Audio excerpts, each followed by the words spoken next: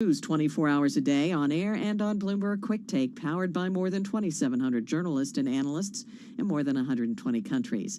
Now back to you, Tim and Carol. Thank you so much, Nancy Lyons. Let's get a check on how the trading day wrapped up in the latest business news from Charlie Pellet. Hi, thank you very much. We did finish close to records today with the Dow, the S&P, and NASDAQ all advancing. The big story, though, Amazon shares down almost 5% after hours. Its third quarter sales forecast missed estimates. Again, we do have Amazon dropping after hours, falling now by roughly 5%. T-Mobile U.S. shares after earnings. T-Mobile up now by about 0.6%.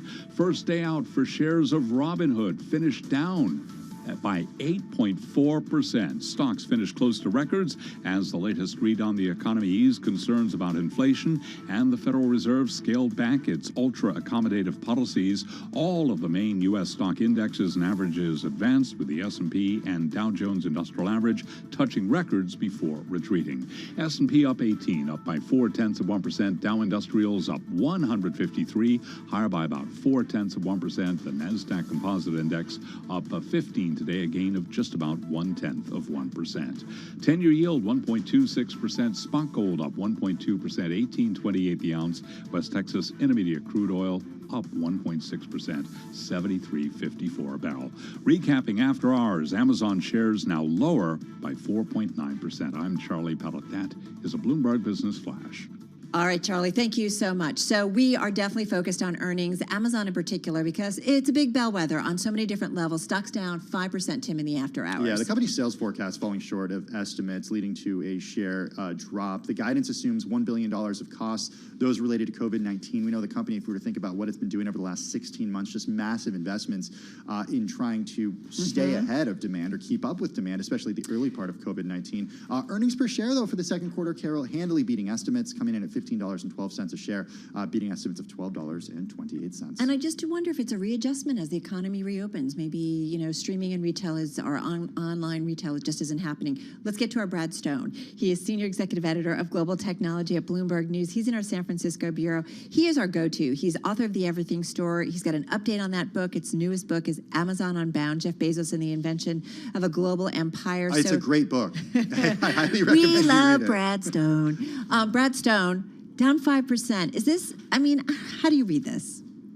Hi, guys. First of all, thank you. Well, I mean, look, I've been covering Amazon for a long time. You know, there are always these unexpected fluctuations, sometimes below expectations, sometimes above. You know, I read this as probably maybe a bit of an indicator that at least that at one point the pandemic for Amazon was ebbing and customers had more choices, right? And they were going back into stores. I think the company increasingly thinks they'll be shopping elsewhere or have other options, and so that's why the guidance for the third quarter is a little bit weak. You know, AWS basically hit its target, so, you know, the most profitable and powerful part of Amazon's business is forging ahead. But yeah, they're a little light here on net sales. They've got that massive distribution center that's basically been a cost during the pandemic, and they're building more fulfillment centers and distribution hubs. So, you know, they missed a little bit, and there's a little bit of a course correction. But the one thing that I've learned in covering Amazon is that today's course correction, you know, these things happen in the moment, and then by the end of the week, everybody forgets about them. Because, look, this company is growing much faster than retail overall. It's still selling hundreds of billions of stuff, Brad. I mean, the numbers, I always feel like there's a couple of companies like an Apple or an Amazon that their numbers are just off the charts. Yeah. I mean, 27% growth for a company that is valued at 1.7 or maybe 1.8 trillion dollars. It's still extraordinary. And look, the earnings just came out. I haven't completely digested them, but that other category where the ad revenue is tucked is, you know, they've now 25 years into the company's existence are minting yet another powerful revenue stream. So it'll be interesting to see you know, so many things, including how that develops, what the FTC does with the proposed MGM merger, and then how Andy Jassy's leadership style diverges from Jeff Bezos's. Well, let's talk about that a little bit, because this is, we don't know if he's going to be joining the earnings call. As our live blog points out, Jeff Bezos hadn't joined an earnings call since 2009. So it's not typical that a CEO for Amazon joins the company's earnings call.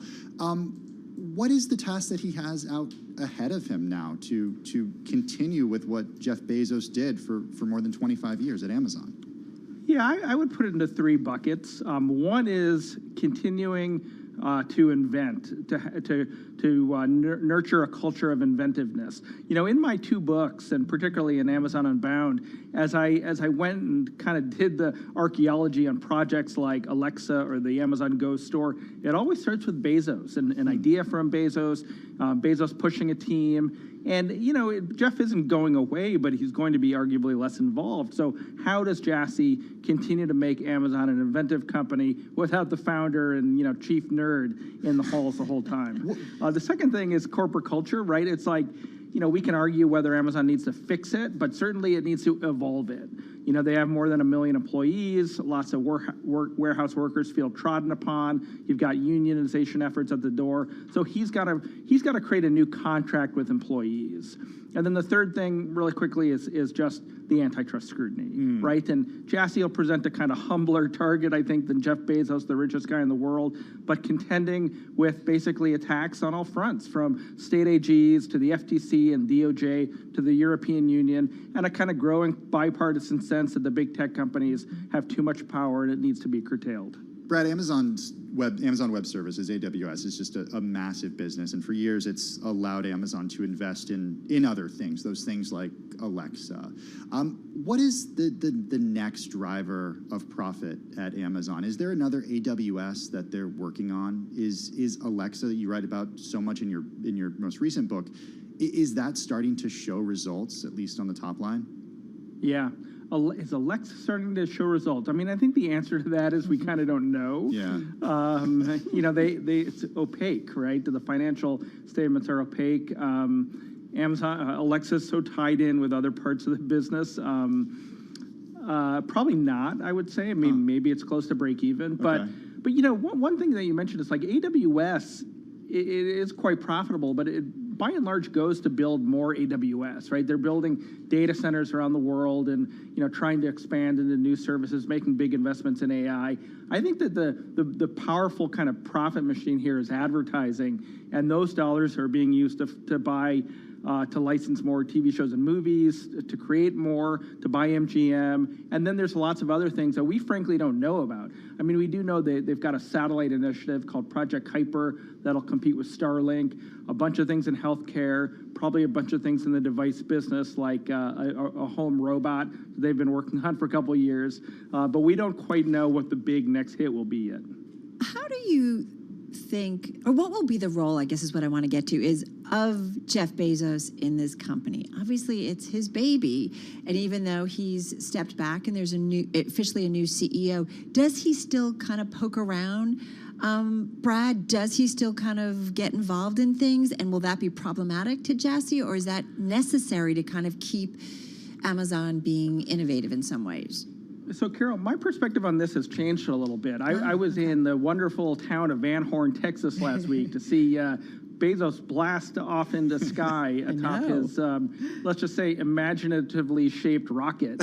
And one of the things he said in that... yeah, euphemisms. One of the things he said... We don't need Freud here, I'm just going to say. Anyway. This is family radio. I know. One of the things he said in that press conference is that he was going to spend the majority of his time on Blue Origin, a space company, and on the Bezos Earth Foundation. Excuse me. And it really made me think that he is giving Jassy the running room to go operate on his own, and that maybe he's going to minimize his time. He's a board member, he's the chairman of the board, but I don't expect him to really be patrolling the hallways of Amazon anymore. So I think, you know, that's going to be probably in some ways a blessing for Jassy, gets to put his own stamp at the company, but, you know, also a little bit of a curse, because obviously a lot of the success of Amazon over the past 25 years derives from Bezos' relentlessness and the halo of the founder that he has at the company and how he manages to push it forward. Yeah, because I do wonder, is it more like an Apple that lost a lot of its mojo when Steve Jobs left, although it's gotten it back under Tim Cook in a big way. For shareholders, it didn't lose its mojo. Right, but it went through a period when he was gone that it was tough. Or, you know, even Microsoft, an adjustment after Bill Gates, although it has definitely gotten its mojo back. I mean, I guess, how do we as investors think about this company longer term? Yeah, yeah. You've defined the sort of Ballmer to Tim Cook spectrum, right? Or the Ballmer to Satya spectrum. Where will Andy Jassy land? And we don't know, right? It's so early. This this quarter isn't a great start, at least with investors. But I'm sure Amazon's looking at it long term. And Jassy is a creature of Amazon. He's been there for more than 20 years. And as you say, Bezos isn't going away. And says he will continue to work on new things. So I don't know. I mean, I don't think investors have any cause for concern. I think the big macro things they're looking at are things like regulatory and whether Amazon can continue to hire and retain the best talent. Good Well, point. let's talk about that regulatory risk a little bit. What do you think is the biggest regulatory risk to Amazon? Is it that regulators come in and say, you got to spin off AWS as its own company, you got to spin off Zappos as its own company? Is that what that looks like? No, I'm pessimistic about that. Breaking up a company is a long, arduous process that ultimately happens in the courts. We have a conservative judiciary in the U.S. that's already sent an FTC case against Facebook back to the agency. I think Amazon actually, despite maybe the political coalition gathered against it, holds a lot of cards. And if maybe by legislation, the U.S. Congress, demands that like internet platforms can no longer be both a seller and a market participant, or have the platform and be sellers. Amazon's just going to adjust. They're going to do things like demand that their sellers, instead of be independent third-party merchants, sell them the merchandise and then operate like a more conventional retailer. So I actually think there are ways that the company can adjust. I think on the margins, maybe that some of the things that they do, the more controversial things like demanding sellers give Amazon the lowest price, or harvesting the third-party data from sellers to decide what to put in private label. I think we might see Amazon walking away from some of those things, but I don't know that necessarily hurts the company's financial prospect in the long run. Hey, Brett, is there anybody that Amazon looks over the shoulder at? I mean, it's hard to even imagine, but is there anyone globally that they keep an eye on as someone who could start to really significantly eat into them more largely as a business? And I know they've got multiple businesses, but I'm just wondering who. Yeah. Like, I always think about when I think about a company, who are they looking at, over their shoulder at? Right.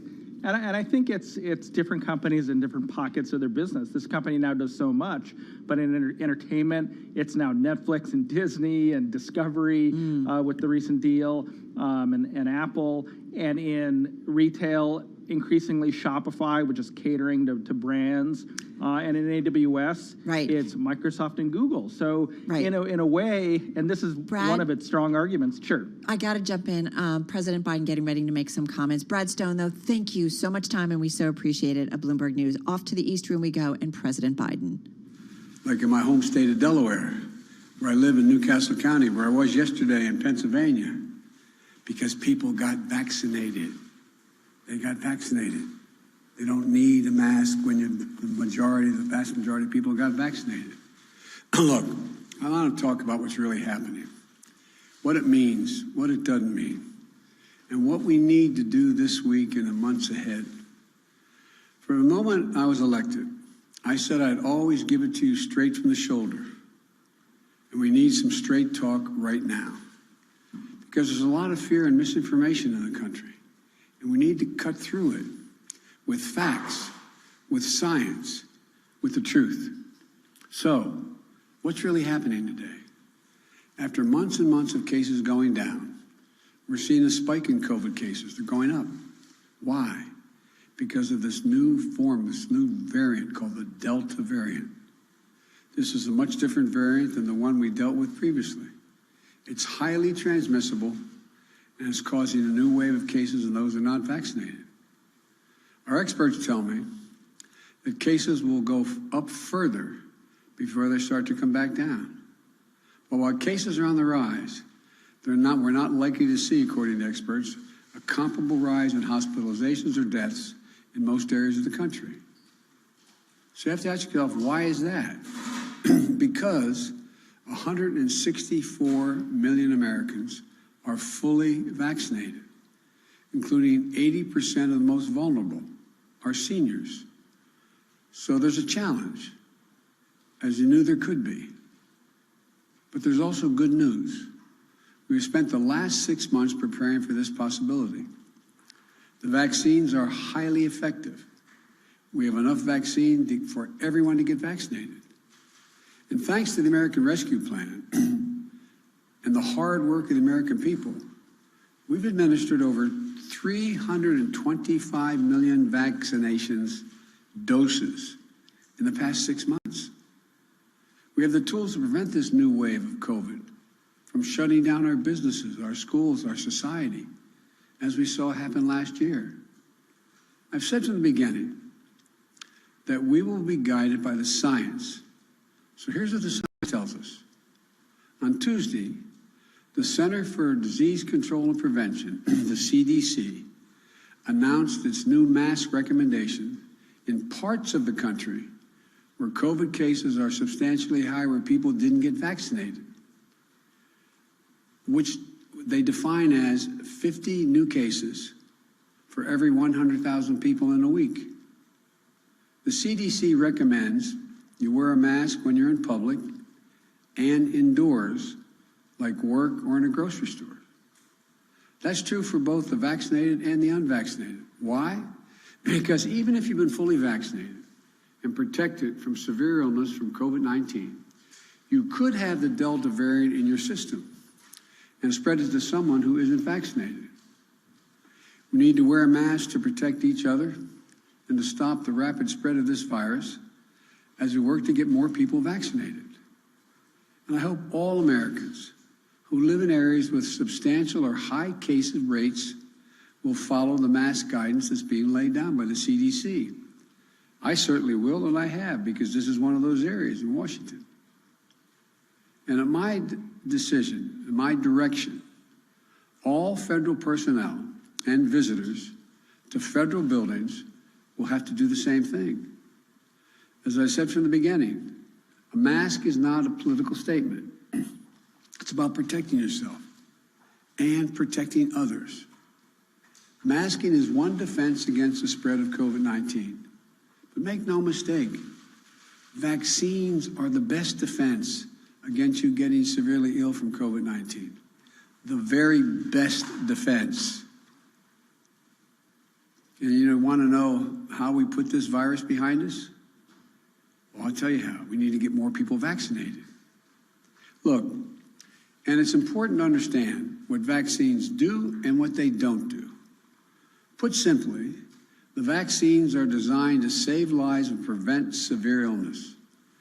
They're highly effective at both. 190 million Americans have had at least one shot. Of that group, about 90% are done now, and 10% are waiting for the second shot. To those folks who have one shot, but not the second, go get the second shot. Even if you're overdue for the second shot, it's not too late. Go get the second shot now. The bottom line is, if you're fully vaccinated, you're highly protected from COVID-19. But I also know that many of you who are vaccinated are concerned about what's called breakthrough cases. Yes, some fully vaccinated people will still test positive, and some will show some symptoms of COVID-19. That's expected with almost every vaccine there is for other diseases. But breakthrough cases remain rare, and almost all are mild cases. In fact, virtually all hospitalizations and deaths are among the unvaccinated. I also know many of you are wondering if you'll need a booster shot to add another layer of protection. As of now, my medical advisors say the answer is no. No American needs a booster now. But if the science tells us there's a need for boosters, then that's something we'll do. And we have purchased the supply, all the supply we need to be ready if that was called for. Folks, the truth is, as more people get vaccinated, we are better protected as a nation to continue reopening safely and responsibly. We are not fully out of the woods yet, because what is happening in America right now is a pandemic of the unvaccinated. Let me say that again. It's a pandemic of the unvaccinated. There are about 90 million Americans who are eligible to get the shot, but haven't gotten it yet. As I just mentioned, nearly all of the cases, hospitalizations, and deaths due to COVID-19 today are from unvaccinated people. Last month, a study showed that over 99% of COVID-19 deaths have been among the unvaccinated. 99%. This is an American tragedy. People are dying and will die who don't have to die. If you're out there unvaccinated, you don't have to die. Read the news. You'll see stories about unvaccinated patients in hospitals. As they're lying in bed, dying from COVID-19, they're asking, "Doc, can I get the vaccine?" And the doctors have to say, "Sorry, it's too late." Right now, too many people are dying, or watching someone they love dying and saying, "If I just got vaccinated, if I just." It's heartbreaking. And it's complicated even more because it's preventable. America's divided between the majority of eligible people who are vaccinated and those who are not. And I understand that many of you in the majority are frustrated with the consequences of the failure of the minority to get vaccinated. But I want you to know that I'm going to continue to do everything I can to encourage the unvaccinated to get vaccinated. That includes addressing hesitancy and misinformation head on. For example, I know some of you who are unvaccinated think the development of a vaccine was rushed, therefore I'm not going to take a chance. As a result, I think it's not safe because it was rushed. I understand. But let me explain. Our top scientists, the National Institute of Health, the NIH, and across the country, got to work applying decades of research. Decades of research. I'm going to repeat that. Decades that had already been done, the research, to develop the COVID-19 vaccine when it hit. In the last 6 months, more than 325 million doses of the vaccine have been administered in the United States, and billions of doses administered around the world. The vaccine was developed and authorized under a Republican administration, and it's been distributed and administered under a Democratic administration. The vaccines are safe, highly effective. There's nothing political about them. Look at all the people who took a shot at it. We learned a lot of them had already been vaccinated. From the start, I have to compliment Republican Senate Minority Leader Mitch McConnell. He hadn't made it political. He's encouraged people to get vaccinated and continuing to do so. And his state's in pretty good shape. Alabama Republican Governor Kay Ivey recently spoke out to encourage vaccination, and even the commentators on facts who have been belittling this for a long time, some haven't, but many have, are arguing get vaccinated. Look, this is not about red states and blue states. It's literally about life and death. It's about life and death. That's what it's about. You know, and I know people talk about freedom, but I learned growing up in school and from my parents, with freedom comes responsibility. Your decision to be unvaccinated impacts someone else. Unvaccinated people spread the virus. They get sick and fill up our hospitals. And that means if someone else has a heart attack or breaks a hip, there may not be a hospital bed for them. If you're unvaccinated, you put your doctor and nurses at risk. The same frontline essential workers who put their lives on the line over the past year and have gone through hell. Again, with freedom comes responsibility. So please, exercise responsible judgment. Get vaccinated for yourself, for the people you love, for your country. I'm being literal when I say this. As I travel the world almost every day, a foreign leader calls me asking, can I provide his or her country more vaccines? There are people who are desperate for vaccines. I'm doing everything to answer those calls. We're sending millions of vaccines to people around the world. But folks, it's an American blessing that we have vaccines for each and every American. We've made it our first and top priority to have available vaccines for every eligible American, and that's never going to change as long as I'm here. And it's a shame. It's just such a shame to squander that blessing. That's why after 6 months of extraordinary work and effort, today I'm laying out additional steps we should be taking to deliver these life-saving vaccines to more Americans. First, we're going to provide more incentives to encourage unvaccinated Americans to get vaccinated. That starts with paid leave to get the shot. We're still hearing that people are unable to get time off from their employer to get vaccinated. Well, this is unacceptable. For some time now, I've said you should be able to get the shot and still get paid. Thanks to the American Rescue Plan, the federal government is fully reimbursing any small or medium-sized business that provides workers with paid time off to get vaccinated. Employers, this costs you nothing. If you haven't given employees paid time off, do it now, please. Today, I'm announcing that we're taking this a step further. The federal government will now reimburse those employers who give their staffs time off, not only to get themselves vaccinated, but also to get their family members vaccinated. That means employers can get reimbursed if they give parents time off with paid time, paid leave, to take their kids or their own parents to get vaccinated. So I'm calling on all employees across the country to give paid time off to get the shot or to help a family member do so. I promise you, it will cost you, the employer, nothing. You'll be reimbursed. Secondly, I'm announcing that we'll continue to work with states to encourage unvaccinated people to get vaccinated. In February, the grocery store chain Kroger's offered $100 to their associates if they would get vaccinated, and it worked.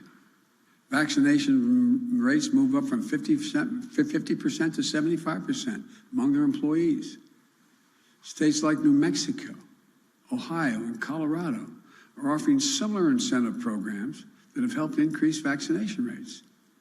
So today, I'm calling on all states and local governments to use funding they have received, including from the American Rescue Plan, to give $100 to anyone who gets fully vaccinated. I know the paying people to get vaccinated might sound unfair to folks who've gotten vaccinated already. But here's the deal. If incentives help us beat this virus, I believe we should use them. We all benefit if we can get more people vaccinated. But in addition to providing incentives to encourage vaccination, it's time to impose requirements on key groups to make sure they're vaccinated. Excuse me. Just this week, we took an important step to protect our veterans. Like many civilian hospital systems are doing, the Department of Veterans Affairs will now require COVID-19 vaccines for doctors and nurses and other healthcare workers who provide medical care for our veterans. We must do everything possible to protect our veterans from getting COVID when they come to get medical care they so richly earned serving their country. We owe them. Next, since many vaccinations are required for active duty military today, I'm asking the Defense Department to look into how and when they will add COVID-19 to the list of vaccinations our armed forces must get. Our men and women in uniform who protect this country from grave threats should be protected as much as possible from getting COVID-19. I think this is particularly important because our troops serve in places throughout the world, many where vaccination rates are low and disease is prevalent. Next, every federal government employee will be asked to attest to their vaccination status. Anyone who does not attest or is not vaccinated will be required to mask no matter where they work, test 1 or 2 times a week to see if they've acquired COVID, socially distance, and generally will not be allowed to travel for work. Likewise, today, I'm directing my administration to take steps to apply similar standards to all federal contractors. If you want to do business with the federal government, get your workers vaccinated. Look at the Chamber of Commerce, representing tens of thousands of American businesses, the National Association of Manufacturers, the Business Roundtable, which comprises of the largest and biggest corporations in America. They're all applauding the actions the federal government is taking and urge them to follow suit. I also commend the National Football League. It has announced that if there are outbreaks among unvaccinated players and personnel, then the team risks forfeiting games. I urge other sport leagues at every level to take every step they can. Every day, more businesses are implementing their own vaccine mandates. And the Justice Department has made it clear that it is legal to require COVID-19 vaccines. We all want our lives to get back to normal. And fully vaccinated workplaces will make that happen more quickly and more successfully. We all know that in our gut. With incentives and mandates, we can make a huge difference and save a lot of lives. I also want to speak to families with children in school. We can and we must open schools this fall, full time. It's better for our children's mental and emotional well-being, and we can't afford another year out of the classroom. Every school should be open, and we're giving them the tools to be able to do so safely. Even in those areas where they have a higher vaccination, they have a higher rate of COVID. Through the American Rescue Plan, we provided schools billions of dollars to implement safety measures, better ventilation, social distancing, and other measures. In March, when vaccinations were scarce, I prioritized teachers and school workers by utilizing our federal pharmacy program. Almost 90% of educators and school staff are now vaccinated. Additionally, the CDC has provided clear guidance on how all schools can safely protect the kids and bring them back to the classroom. Every student wear a mask. It's that simple. So we funded safety measures in schools, we vaccinated teachers and staff, and we can mask up our kids for further protection. But once again, there's one more thing we need to do. Get more adolescents, ages 12 and up, vaccinated now that they've been cleared.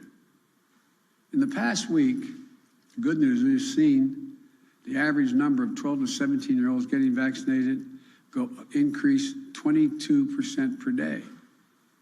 Today, I'm asking school districts to host one last pop-up vaccination clinic over the coming weeks for kids ages 12 and up. We're directing the federal pharmacy program to help make that happen. Parents, get your children vaccinated. You do it for so many other things right now. For kids under 12, if and when the vaccines are deemed safe for them, we'll be prepared to get the vaccines administered as quickly and as safely as possible. Look, and as we work to vaccinate more Americans, we're prepared for outbreaks in areas where there are unvaccinated people. My administration has made it clear to every governor that more federal resources are available to them.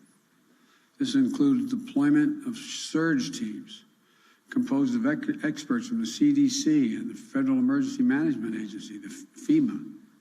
We're going to continue to provide states with more testing, treatments, protective equipment, personnel, mobile vaccination clinics to stem the surge of the virus among the unvaccinated.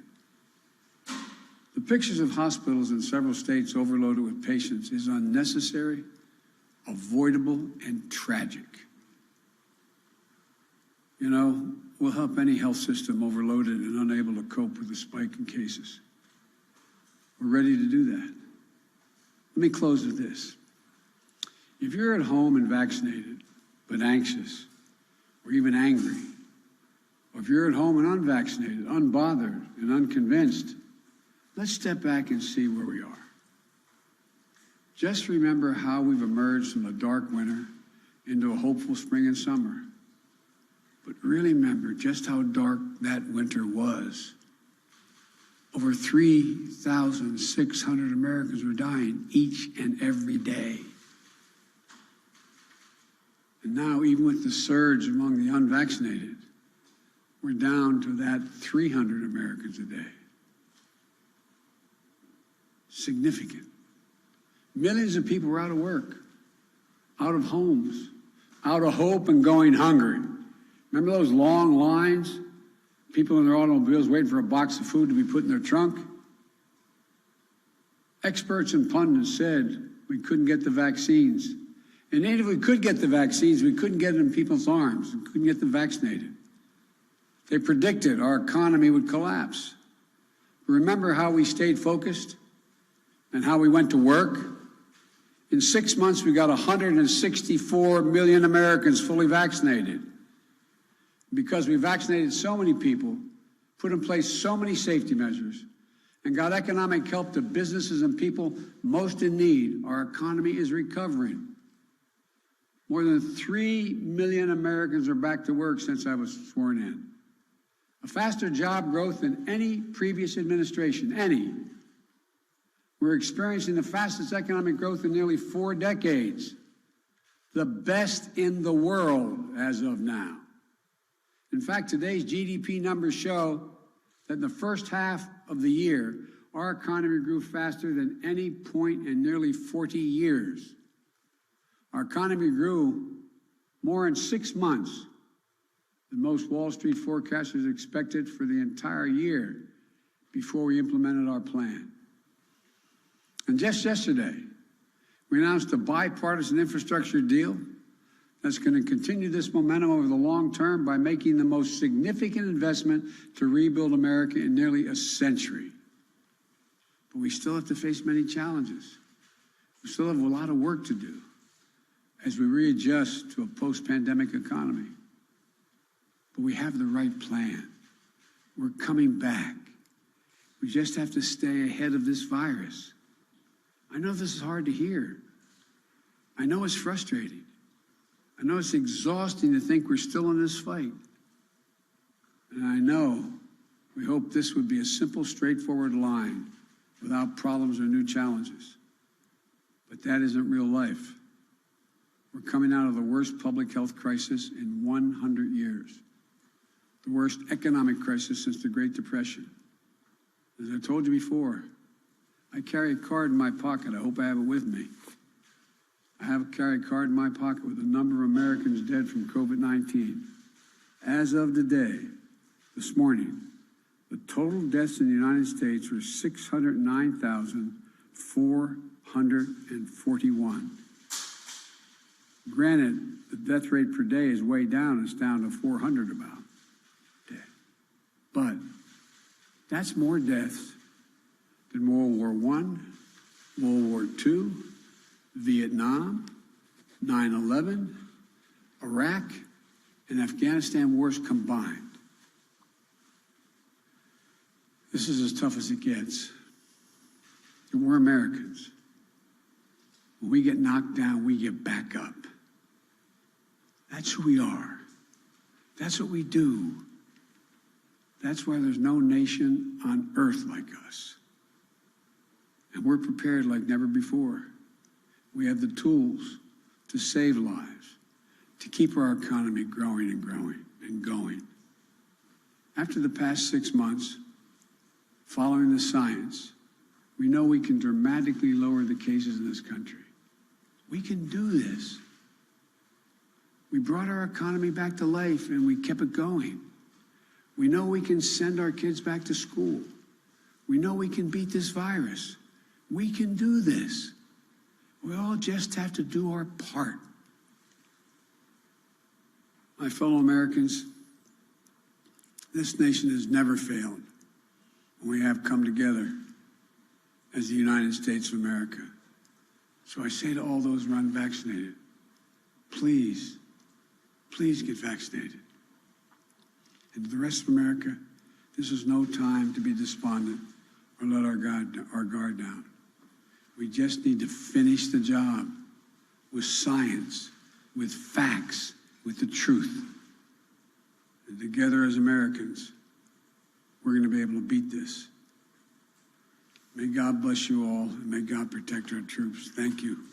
Mr. President, Mr. President, why do vaccinated people still need to mask up? Mr. President, how long do you think it might be necessary to wear a mask, and at what point do you think people might have to have a booster shot? I said in my talk, the booster shot is not needed now. It is possible that it'll be needed later. I don't know. The science hasn't dictated that yet. And the first part of your question? I think people might have to wear a mask again. Well, if you notice, a lot of places people don't have to wear masks. Let's get that straight. The places where people have gotten vaccinated, where we have a high vaccination rate, people do not have to wear masks at all. Like some of you were with me yesterday when I was up in Lehigh Valley. Didn't have to wear a mask there. Don't have to mask if you come home to Delaware with me. I know you love doing that. But you don't have to wear a mask. The places people are probably going to have to wear masks in those communities where the high rate of unvaccinated stays high and they don't move. They don't move to getting vaccinated. But I think you're going to find the patience of businesses and the patience of a lot of other people running thin. Because the fact is, if you had high vaccination rates, we wouldn't be in this spot right now. Yes, sir.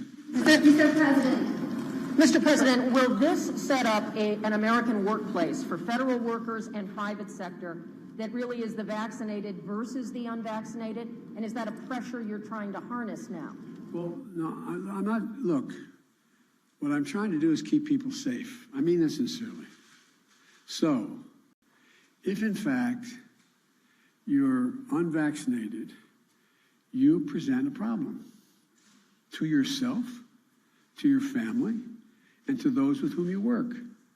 Because as pointed out, I was asked the question about why would people who have already been vaccinated get it? Well, you got anywhere from 2 to 3% on average, the last study done, that can still get COVID. They don't get very sick. They don't get hospitalized. It's not serious, but they can catch it. And the concern is they may be able to pass it on. And so that's all being studied right now. But it's the important thing is, if people are vaccinated, the transmission rate drops through the floor. And that's all we're trying to do. Yes. Mr. President, thank you. Why not push for vaccine mandates in states, private companies, schools? Do you want to see those entities pass vaccine mandates? Well, I'd like to see them continue to move in that direction. And that's why I pointed out. I had asked the Justice Department to determine whether they're able to do that legally. And they can. Local communities can do that. Local businesses can do that. It's still a question whether the federal government can mandate the whole country. I don't know that yet. Mr. President, you said earlier this week that we are not headed back towards lockdowns. But if the science is evolving, how can you be so confident in that? We heard you say weeks ago that the virus was on the run, but Dr. Fauci has also indicated that we are headed in the wrong direction. Well, you're literally correct on everything you said, but it doesn't come to the conclusion you're implying. It is clear that if everybody's vaccinated, the existing vaccines work to prevent death, serious illness, hospitalization. Okay? If tomorrow I could wave a wand and every American was vaccinated, then in fact, we'd be out of the woods. Now, can something else happen a year from now? Can there be a different virus? Can there be something? It's possible. But I'm talking about COVID and the existing variants that have come forward so far. So it's a simple proposition. If you're vaccinated, you find yourself in a situation where you are highly unlikely Even if you somehow get the virus, very small percentage do, that you are not going to be hospitalized, you're not going to be on a ventilator, you're not going to be sick, but you could be in a position to possibly spread it to someone who wasn't if you have it in you. Yes. Thank you so much, Mr. President. Thank you. I wanted to ask, why not require that the people show proof that they're vaccinated? And also, if you could just, with the 4 million, how much of an impact do you think this will have? Do you have a projection? The projection on what? On how many people will get vaccinated by putting in this system? No, I'm not going to get in the business of projecting. Exactly how many people are likely. All I know is that we go through these periods, then we run up against a wall, then something happens where people realize, oh my Lord, this is really a problem, and they begin to see things. Look, the fact that a lot of your friends are now saying, get vaccinated, who were before were saying, this is not a problem, this is all a Democratic thing, with a small d and a capital D. I mean, there's a lot changing. People are becoming aware. The more aware they become, then we have these surges of people going out and getting vaccinated. And it just keeps building. I'm sorry, sir. What about what? What about requiring proof, sir? Well, there's two ways to do it. I think you're going to see some institutions doing that. Like you're going to fly abroad, you're going to have proof. You're not just going to be able to say, yeah, I got tested. You got to provide proof. My guess is if we don't start to make more progress, a lot of businesses and a lot of enterprises are going to require proof for you to be able to participate. Mr. President, back. And then I'm going to take off shortly here.